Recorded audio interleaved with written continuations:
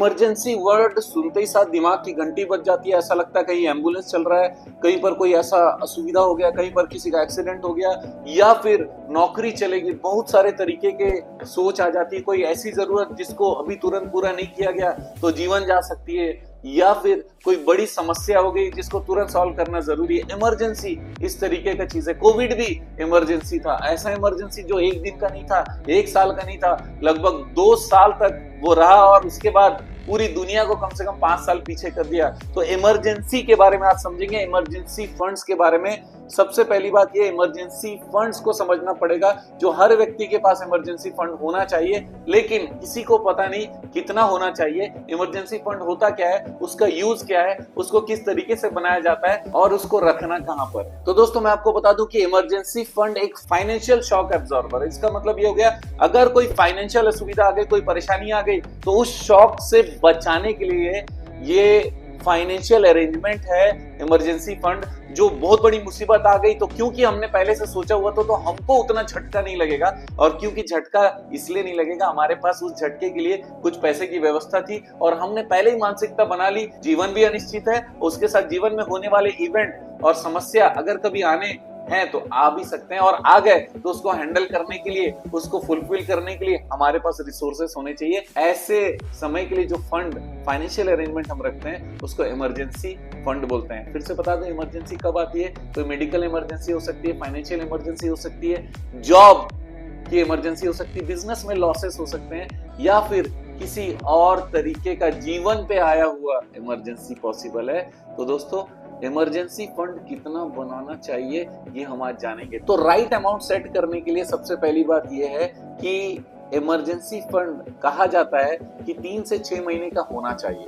ये emergency fund 3 से 6 महीने का होना चाहिए का मतलब ये है कि जो हमारे महीने भर के खर्चे हैं, वो सारे खर्चे, नेसेसरी नीड्स वाले खर्चे, वांट वाले खर्चे, और इन्वेस्टमेंट वाले नहीं कह रहा हूँ, नीड्स जितने भी हमारे होते हैं वो नीड्स इंक्लूडिंग आपका लोन का इंस्टॉलमेंट, ये सारे अमाउंट को आप जोड़िए और ये जो टोटल अमाउंट आएगा ये आपका महीने का मिनिमम जरूरत है। इस मिनिमम जरूरत को मल्टीप्लाई करिए 3 मंथ से या 6 मंथ से, ये आपका इमरजेंसी फंड जनरली लोग कहते हैं। लेकिन आज के वीडियो में मैं थोड़ा सा चेंज करने वाला हूँ, इसीलिए क्योंकि मैं ये कहना चाहता हूँ कि जो आपकी नीड्स हैं वो भी ऐड करिए, जो लोन आपको पे करना है उसको भी नीड का हिस्सा मानिए, उसके साथ जो कंपलसरी आप इन्वेस्टमेंट करते हो वो इन्वेस्टमेंट ब्रेक ना हो वो भी आप ऐड करिए। ये टोटल अमाउंट को आप इमरजेंसी फंड समझिए, क्योंकि इसको तो हाथ लगाने की जरूरत नहीं है। सेविंग भी कंपलसरी एक्सपेंसेस मान के चलिए, और इसके साथ में आपको 3 महीना 6 महीना नहीं 12 महीने मल्टीप्लाई करना चाहिए, मिनिमम 6 महीने।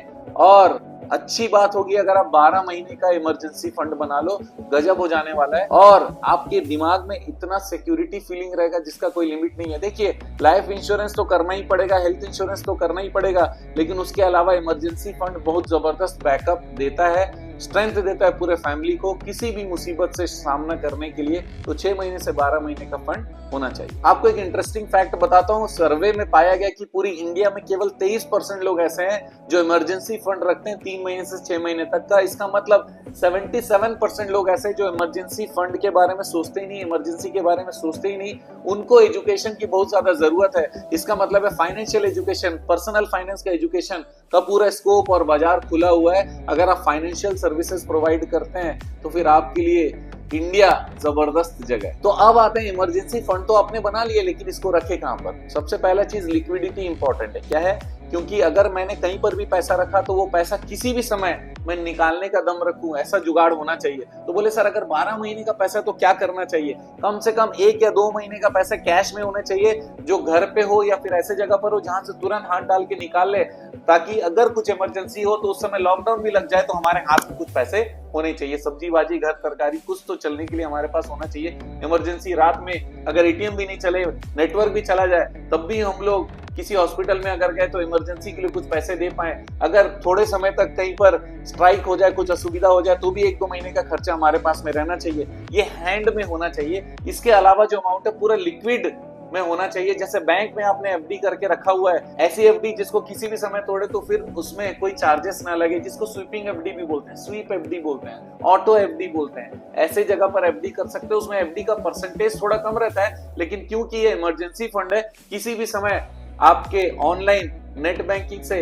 या फिर डेबिट कार्ड से आप उसको इस्तेमाल कर सको, ये व्यवस्था जरूर रखिएगा। क्रेडिट कार्ड के भरोसे मत रहना, बोलना सर क्रेडिट कार्ड मेरा इमरजेंसी फंड है, ये फंडा है बॉस, बिल्कुल भी इस बुलावे में मत रहना। जो मैं कह रहा हूँ इसको आप एक बार सोच के देखना। तो फिर मैंने क्या कहा, 2 महीने का पैसा अपने हाथ में और 10 महीने का पैसा लिक्विड वाले कंडीशन में डिपॉजिट रखिए। और मैं आपको बता दूं, बहुत सारे प्राइवेट बैंक्स, बहुत सारे small finance bank saving account पे भी हाई इंटरेस्ट देते हैं, 7% तक वो देते हैं, 7.25% तक सिर्फ सेविंग अकाउंट में देते हैं। एफडी करने की जरूरत भी नहीं, तो कोई पेनल्टी भी नहीं लगेगा, वहां पर भी आप इन्वेस्टमेंट कर सकते हैं। देव रामसे ने एक बहुत अच्छा कोटेशन बताया है, जो कि फाइनेंशियल गुरु माने जाते हैं। उन्होंने कहा, an emergency fund turns a crisis into inconvenience. Crisis हो गया, उसको सिर्फ जेब से पैसा निकाल कर दिया, इनकन्वीनियंस हो गया में कन्वर्ट कर देता है। इसका मतलब जहां पर त्राही त्राही मच रही थी, वहां पर थोड़ी असुविधा हो गई, बस इतना ही, इसके अलावा कुछ नहीं। तो इमरजेंसी फंड जिताता है। तो फिर कंक्लूजन ये कहता है कि दोस्तों, आज से ही इमरजेंसी फंड बनाना शुरू कर दो। इमरजेंसी फंड बहुत ज्यादा इंपॉर्टेंट है